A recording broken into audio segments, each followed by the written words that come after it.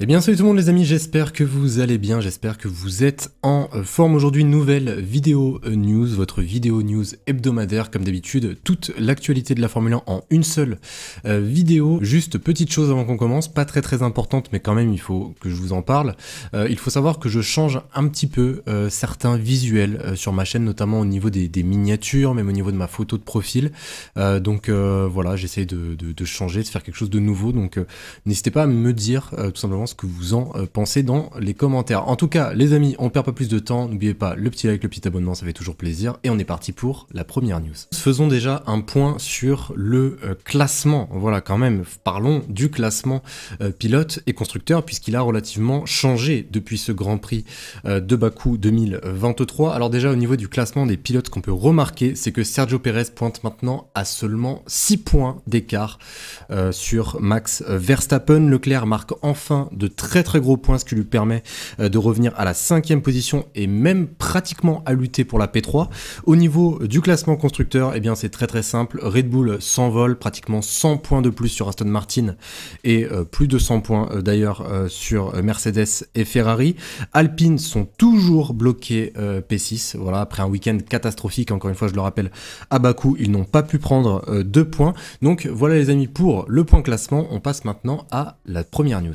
Alors pour cette première news, on va parler de l'un des acteurs les plus importants aujourd'hui chez Red Bull. Je vais bien évidemment vous parler non pas de Max Verstappen, non pas de Christian Horner, non pas de Sergio Pérez, vous parler tout simplement de Adrian Newey, puisque oui, il y a certaines rumeurs, je vous en avais déjà parlé dans une ancienne vidéo news, comme quoi l'ingénieur britannique pourrait potentiellement quitter Red Bull pour une autre écurie. Eh bien, ces rumeurs ont été tout d'abord détruites par Christian Horner. Et pas plus tard qu'hier, nous avons appris que Adrian Newey allait prolonger avec Red Bull. Voilà, c'est Christian Horner qui l'a dit. Lui-même, Adrian Newey va prolonger et d'après certaines informations, on n'a pas d'infos hein, sur le contrat en question, mais ça parle de plusieurs années de prolongation avec Red Bull. Donc les fans de Red Bull, ne vous inquiétez pas, Adrian Newey ne partira pas et vous êtes plutôt à l'abri pour les prochaines années. Deuxième news, et celle-ci va être plutôt rapide. Alors il faut savoir que pour ceux qui jouent à F1 22, eh bien le trailer de F1 23 va sortir en fin d'après-midi. Aujourd'hui, normalement je vous en parlerai dans les prochains jours, voilà pour un... Puisque voilà, malheureusement demain j'ai la vidéo analyse, après ensuite nous avons le Grand Prix de Miami, donc normalement je vous parlerai de ce trailer la semaine prochaine, enfin du moins je l'espère. Nous avons déjà appris qu'il y aurait une édition standard et une édition Champions, qu'il y aurait plusieurs améliorations, notamment sur les évolutions qu'on pourra apporter à notre monoplace. En tout cas, pour ceux qui veulent plus d'informations sur ce F1 23 qui devrait sortir aux alentours de juin-juillet, eh bien je vous invite fortement à regarder ce trailer. Il sera disponible sur YouTube, normalement soit sur la chaîne de EA ou soit sur la chaîne de Codemasters. Donc voilà les amis, je me devais quand même de vous en parler, ça fait partie de l'actualité. Troisième news, et on va parler de Carlos Sainz. Alors Carlos Sainz, il connaît un petit coup dur en ce moment. Voilà, en Australie, malheureusement, il touche la monoplace de Fernando Alonso, donc il se prend une pénalité, il termine 12e. À Bakou, il est totalement invisible pratiquement pendant tout le week-end. Il se prend une pilule par Charles Leclerc en termes de rythme, excusez-moi l'expression, mais c'est le cas, malheureusement. Donc Carlos Sainz il connaît un petit moment difficile et il a voulu revenir sur sa performance à Bakou.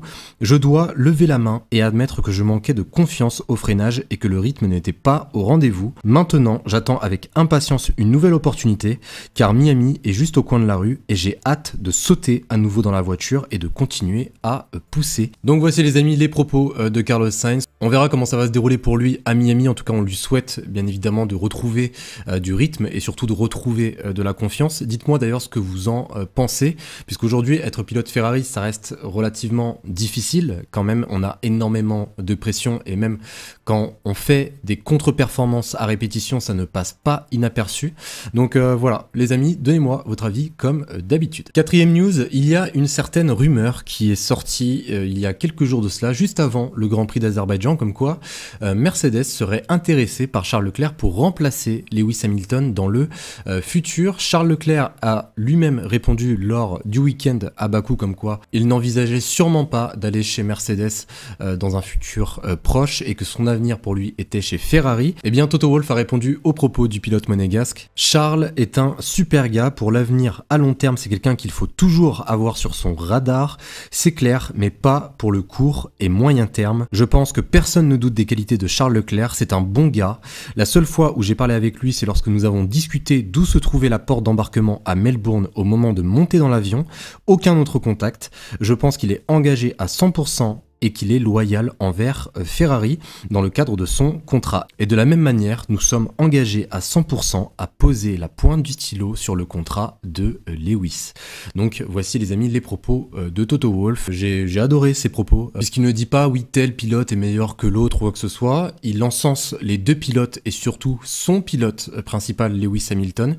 Donc voilà, pour moi c'est la meilleure réponse possible à toutes ces rumeurs. Et cinquième et dernière news, on va parler de Sergio Pérez, puisqu'on est forcé de constater quand même qu'aujourd'hui Sergio Pérez peut devenir le seul obstacle sur la route de Max Verstappen. Voilà, je rappelle qu'il est seulement qu'à 6 longueurs du pilote néerlandais, et d'ailleurs je veux absolument vous donner sa déclaration quand on lui a demandé s'il visait le titre cette saison. Alors il a commencé par une phrase assez drôle: avec 3 enfants à la maison, je ne ferais pas le tour du monde si je ne croyais pas pouvoir être champion du monde. Je travaille dans ce sens, il y a beaucoup de choses dont on peut discuter en dehors de la voiture, mais le plus important est de performer sur la piste. Je pense qu'avec tous les problèmes que j'ai pu avoir lors des qualifications à Melbourne, je devrais déjà être en tête du championnat, donc il y a certainement tout pour croire que je peux bien faire cette année. Il a également évoqué le respect envers son coéquipier. Il y a un très haut niveau de respect entre Max et moi-même, ainsi que toute l'équipe. Au niveau où nous opérons, nous nous poussons vraiment fort, nous voulons évidemment nous battre, mais je veux autant gagner ce championnat que Max. Mais il y a toujours beaucoup de respect entre nous et d'une certaine manière nous sommes similaires dans notre façon d'aborder ou de penser le sport. Je ne crois pas que nous allons changer, nous allons nous battre comme nous l'avons fait aujourd'hui, toujours autant et aussi fort que possible, mais toujours avec un très haut niveau de respect entre nous et pour l'équipe. Donc voici les amis les propos de Sergio Pérez, et on en arrive maintenant à la grande question. Est-ce que selon vous Sergio Pérez peut devenir champion du monde cette année? Ce n'est pas forcément une question à laquelle j'aurais réfléchi en début de saison. Voilà, je suis totalement honnête et transparent avec vous. Pour moi, ça reste encore beaucoup trop tôt. Hein. Voilà, comme je l'ai dit dans la vidéo débrief. Certes, Sergio Pérez a fait un très très bon début de saison, à part le petit faux pas à Melbourne, mais j'attends de voir. On a déjà eu l'occasion de le voir 2 saisons déjà avec Max Verstappen. Pendant les 2 dernières saisons, ça a été très très compliqué pour lui de suivre le rythme de Max Verstappen. Donc pour moi, je ne me fais pas d'illusions. Je ne préfère pas me donner de faux espoirs concernant peut-être une possible bataille pour le titre. Mais en tout cas, voilà, j'aimerais bien connaître votre avis. Dites-le moi dans les commentaires et dites-moi si selon vous, Sergio Pérez peut devenir champion du monde. En tout cas, voilà les amis concernant cette vidéo news. J'espère vraiment qu'elle vous aura plu. Si c'est le cas, n'oubliez pas le petit j'aime, c'est la force, c'est la récompense comme d'habitude de vous abonner si ce n'est pas déjà fait. Sur ce les amis, je vous retrouve demain pour la vidéo analyse du Grand Prix de Miami 2023 et je vous dis à la prochaine. Salut tout le monde.